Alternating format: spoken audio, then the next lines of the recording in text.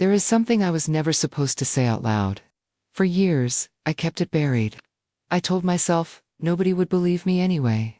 I told myself it was better left in the past, with everything else I walked away from.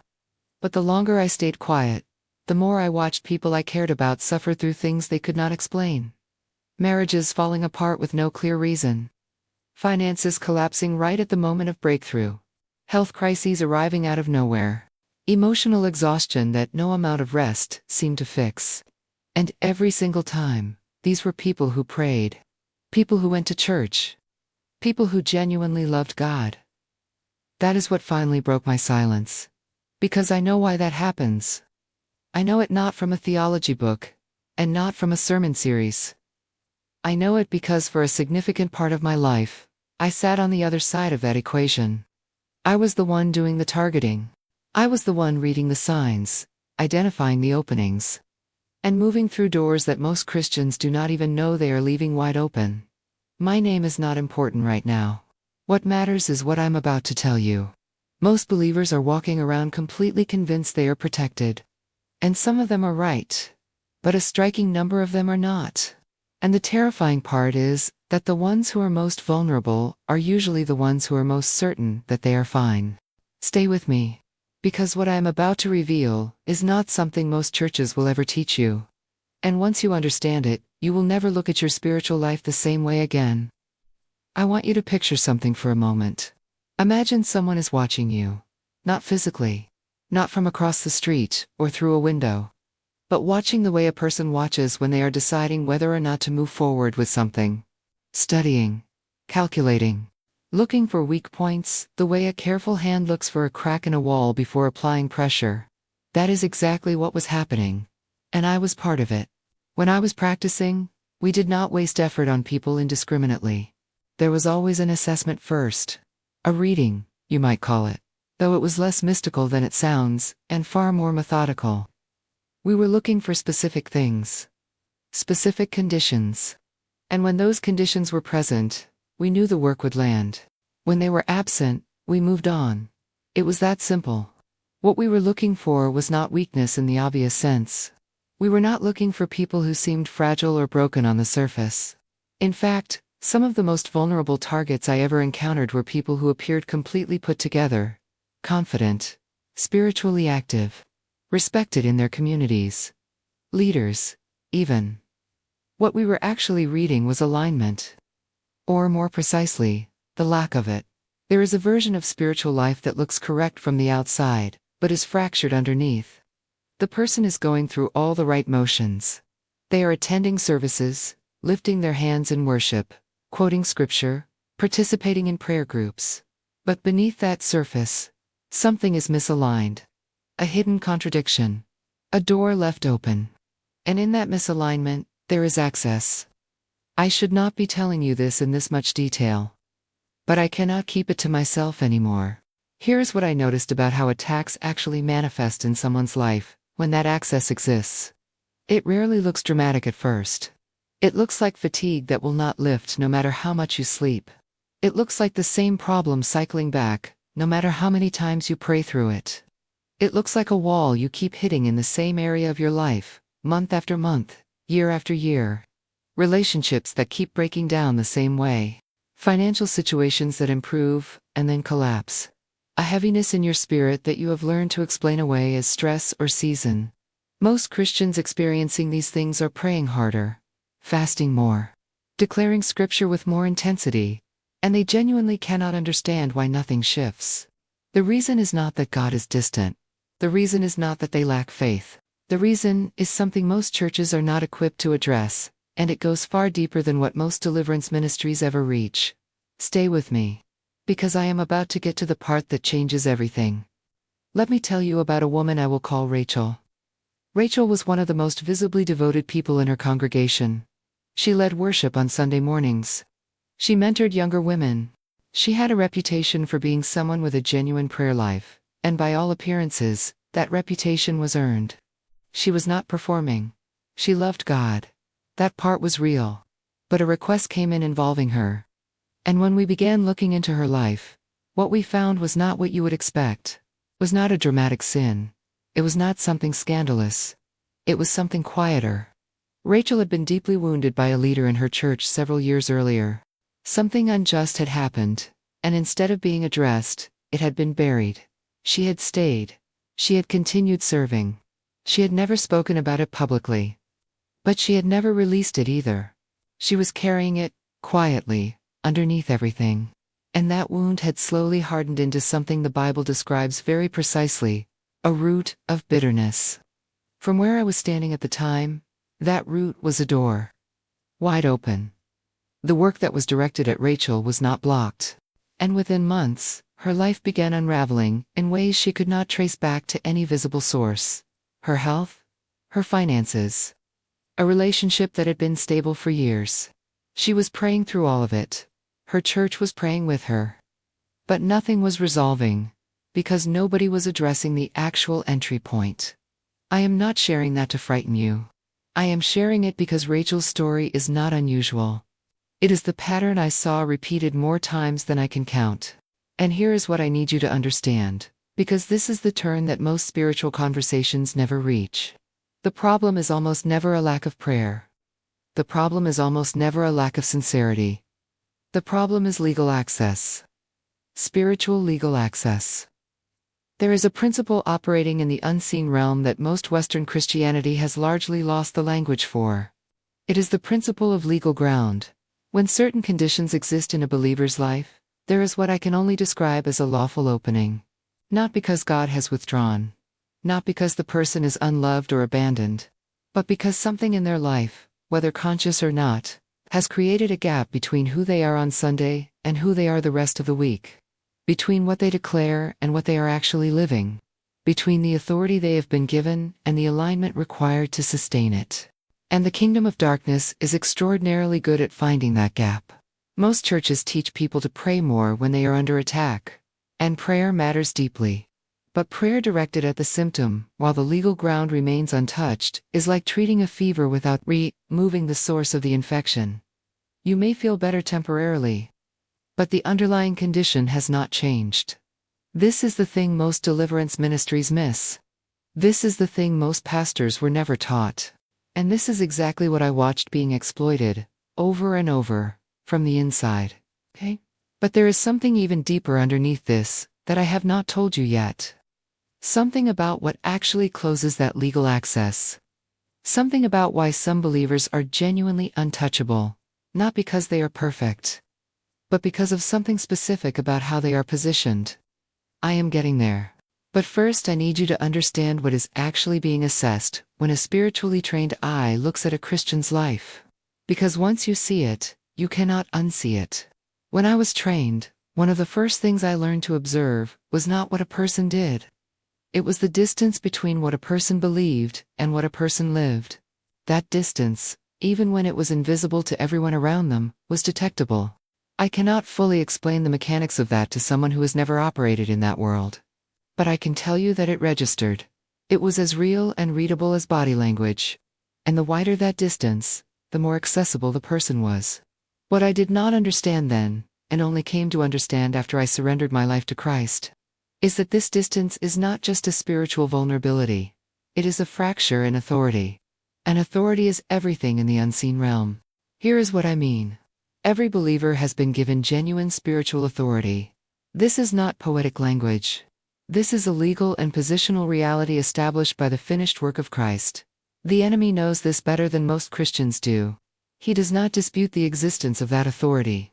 What he looks for, constantly and methodically, is whether that authority is being walked in. Whether it is active. Whether the person's life actually reflects the position they claim to hold. Because authority without alignment is like a uniform without the rank behind it. You can wear it. You can speak in its name. But if the life does not carry the weight of that position, the words do not land the same way in the spirit realm. This is why I watched believers rebuke, declare, and pray with tremendous emotional intensity, and nothing moved. Not because God was not listening, but because the enemy could see something they could not. He could see the gap. He could see that the declaration being made out of the mouth was not being supported by the life being lived behind closed doors. Stay with me. This is where it begins to shift. The believers who were genuinely protected, the ones we identified quickly and moved away from, were not necessarily the most dramatic in their worship. They were not always the loudest in prayer, or the most visible in their congregation. What they had was a specific quality of consistency. What they lived privately matched what they carried publicly. There was no fracture, no hidden room, no compartment where a different version of themselves existed. And that consistency produced something in the spirit realm that I can only describe as density, a solidity. When you moved toward those people spiritually, there was resistance that had nothing to do with their effort and everything to do with their alignment. It was like the protection was structural, not performed. It was not something they were generating in the moment. It was something they had built over time through the choices they made when no one was watching. That is the thing churches almost never teach directly. They teach people to fight. They teach people to declare. They teach people to fast and intercede. And all of those things have their place. But very few teach people that the most powerful form of spiritual protection is not a weapon you pick up when you are under attack. It is an architecture you build through the daily, unsexy, unglamorous work of living aligned. But here is where most believers cancel their own progress without realizing it. The moment they begin to feel protected, the moment the pressure lifts slightly and life feels stable again, they relax the very things that created that stability. They become inconsistent in private. They tolerate small compromises because things seem fine on the surface. They stop examining the hidden rooms. And slowly, quietly, the architecture begins to crack. I watched this cycle repeat so many times that it stopped surprising me. Someone would go through a season of real breakthrough, real clarity, real stability. And then, within weeks or months, the same patterns would return. The same attacks, in the same areas. And they could not understand why. The answer was always the same. It was never the enemy getting stronger. It was the alignment weakening. There is one more layer to this that most people never reach. And it involves something specific about what happens after breakthrough. After a season of genuine advance, that the enemy uses to pull people back down to where they started. What I am about to describe is something I witnessed so consistently that I came to think of it as a standard operating procedure. Not dramatic. Not random. Methodical. When a believer moves into genuine spiritual advance, when the alignment tightens and the protection becomes real and measurable, the response from the other side is not to back away and concede. The response is to shift strategy. And the new strategy is almost always more subtle than whatever came before. The first wave of pressure after breakthrough rarely looks like an attack. It looks like a feeling. It comes as a sudden, unexplainable anxiety that arrives with no clear external trigger. It comes as a dream that leaves a residue of dread you cannot shake by morning. It comes as an intrusive thought that you know does not belong to you, but that you engage with anyway because it attaches to something real. A fear, a memory, an insecurity you thought you had dealt with. It comes as a word spoken carelessly by someone close to you, something negative, something diminishing. And instead of passing through you, it lands and takes root. None of these things look like warfare from the outside. They look like ordinary human struggle. And that is precisely why they are effective. Because the moment you begin interpreting spiritual pressure as psychological noise, as just stress, just anxiety, just a hard season, you stop addressing it at the level where it is actually operating. And what started as a small re-entry point has time to widen. Need to be careful here because I do not want to create fear. Fear is not the response I am pointing you toward. But I do want to create sobriety. There is a significant difference between a believer who lives in paranoid hypervigilance about demonic activity and a believer who carries a quiet, grounded awareness that the integrity of their inner life is not a private matter. It has weight. It has consequence. It is either working for them or being worked against them. The believers I observed who maintained their protection through seasons of pressure had something in common that had nothing to do with intensity. It had to do with steadiness. They were not moved easily. Not because they were cold or detached, but because their identity was not negotiating with every thought or feeling that passed through. They had a settled quality, a rootedness, and that rootedness made them almost impossible to destabilize emotionally. Emotional destabilization, I want you to hear this clearly, is one of the primary tools used to compromise spiritual authority. Not because your emotions are your enemy, but because when your emotions are ungoverned, they become an open frequency. They become reactive. And a reactive believer is a distracted believer. And a distracted believer is a misaligned believer. And misalignment, as I have already told you, is access. This is why the maintenance of breakthrough is often harder than the breakthrough itself. In the season immediately following genuine spiritual advance, the pressure does not announce itself. It insinuates. It whispers. It presents itself as reasonable. It tells you that you have earned a rest. That you can afford to be less disciplined now. That the consistency you maintained to reach this point was the effort of the climb, and not the requirement of the plateau. And if you believe that, if you ease the alignment because the external symptoms have quieted, you will find yourself 6 months later wondering how you ended up back at the beginning. I watched this happen to people I had directly been involved in targeting. I watched the window reopen. And I understood exactly what had happened, even when they did not. The strategy was never to overpower them. It was to outlast their attention. And I say that not to discourage you. I say it because understanding the strategy is how you refuse to be taken by it. The answer is not to live in a posture of constant warfare. The answer is not to become obsessed with detecting demonic activity around every corner. That path leads to exhaustion and distraction in its own right. The answer is simpler and more demanding at the same time. It is to take the inner life seriously, as a permanent practice, not a crisis response. To treat alignment not as something you return to when things go wrong, but as something you maintain so consistently that there is no gap to exploit. To understand that what you do in private, what you permit in your thought life, what you choose when no one is watching, is not separate from your spiritual authority. It is the foundation of it. Because the enemy is not primarily interested in your public life. He is not threatened by your church attendance, or your worship playlist, or your social media declarations. What he is looking for, always, is the private life. The hidden room. The place where the version of you that nobody sees gets to make decisions without accountability. Close that room. Not out of fear. Out of wisdom. Out of the understanding that you were never meant to live divided. And that brings me to the last thing I want to leave with you. Because everything I have said until now has been about the danger. But the truth I carried out of that world, the truth that changed everything for me, is not ultimately about the danger. It is about what is available to the believer who chooses to live without that division. There was a moment, not long after I gave my life to Christ, when I was praying alone and something became clear to me that I have never been able to fully articulate to anyone. It was not a vision. It was not an audible voice. It was more like a sudden, interior recognition, a knowing. What I recognized was this. Everything I had spent years learning to exploit. Every vulnerability I had been trained to identify. Every fracture and gap and open door I had been taught to read in other people's lives. All of it existed on one side of a single dividing line. And on the other side of that line was something I had never encountered in all my years of practice. Something that did not have a crack in it. Something that did not negotiate, did not waver, did not leave a gap to move through. I had always assumed that the most protected believers were the ones who prayed the longest, or worshipped the loudest, or had the most spiritual gifts on display. But that was not what I had observed. What I had observed, in the rare individuals who were genuinely untouchable, was something far more ordinary and far more costly at the same time. It was wholeness, not perfection.